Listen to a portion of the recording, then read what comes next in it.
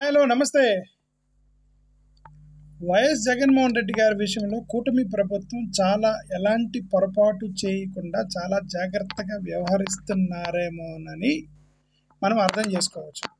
ఎందుకంటే ఇప్పుడు జగన్మోహన్ రెడ్డి గారు ఆ రోజు ఫస్ట్ అసెంబ్లీకి వెళ్ళినప్పుడు ఆయనకి గౌరవంగానే లోపలికి పిలిచారు. ఎలాంటి పొరపాటు చేయలేదు కూటమి ప్రభుత్వం. తర్వాత మొన్న రీసెంట్గా జగన్మోహన్ రెడ్డి గారు మళ్ళీ అసెంబ్లీకి వెళ్ళారు.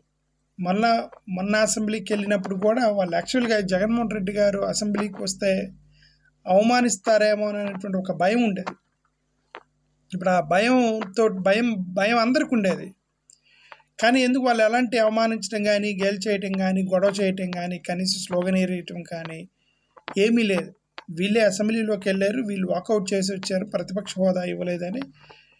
బట్ ఆ విషయంలో కూటమి వాళ్ళు ఎలాంటి పొరపాటు చేయలేదే, ఎందుకంటే చాలా జాగ్రత్తగా ఉన్నారని అనిపించాలి. ఎందుకంటే ప్రజలు గమనిస్తూ ఉంటారు. ఏమాత్రం పొరపాటు చేశారంటే అది వాళ్ళకు ఉన్నటువంటి సింపతి, సానుభూతి మొత్తం పోతుంది కూటమి ప్రభుత్వానికి. కాబట్టి వాళ్ళు చాలా జాగ్రత్తగా అంటే they did not mess up with Jaganmohan Reddy గారు ఇన్ ది అసెంబ్లీ. సరే వీళ్ళు వెళ్ళారు, వీళ్ళు ప్రతిపక్ష హోదా కావాలని అడిగి వచ్చారు.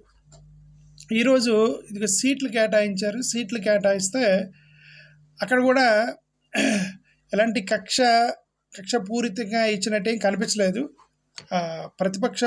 ప్రతిపక్షానికి కేటాయించిన సీట్లలో ఫస్ట్ లైన్లోనే జగన్మోహన్ రెడ్డి గారికి సీటు కేటాయించారు. సో కూటమి తరపు నుంచి జగన్మోహన్ రెడ్డి గారికి సంబంధించినటువంటి అసెంబ్లీలో ఎంతవరకు వాళ్ళు జాగ్రత్తగా వ్యవహరించాలో, ఎలాంటి ప్రజల్లో చెడ్డ పేరు తెచ్చుకోకుండా ఉండాలనేటువంటి జాగ్రత్తగానే వ్యవహరిస్తున్నారనేది మాకొకటైతే అర్థమైంది ఆ పర్టికులర్ ఇష్యూలో. మరి ఇంత చేసిన వాళ్ళు ఆ ఒక్క ప్రతిపక్ష హోదా కూడా ఇస్తే పోతుంది కదా. ఇప్పుడు మీకు 154 మంది ఎమ్మెల్యేలు ఉన్నప్పుడు ఒక 11 మంది ఎమ్మెల్యేలని లీడ్ చేస్తున్నటువంటి ఒక వ్యక్తికి ప్రతిపక్ష హోదా ఇవ్వటం వల్ల ఆయనది మిమ్మల్ని డామినేట్ చేస్తారని అనుకోవడం పొరపాటు. అది మీ స్ట్రెంగ్త్ ఎక్కువ ఉంది. మీకు 154 మంది ఉన్నప్పుడు, జగన్మోహన్ రెడ్డి గారికి కొన్ని 11 మందే ఉన్నప్పుడు ఆయనకి మీరు ఆ ప్రతిపక్ష హోదా ఇస్తే పోతుంది కదా. ఆ ప్రతిపక్ష హోదా ఇస్తే ఆయన వస్తాడు.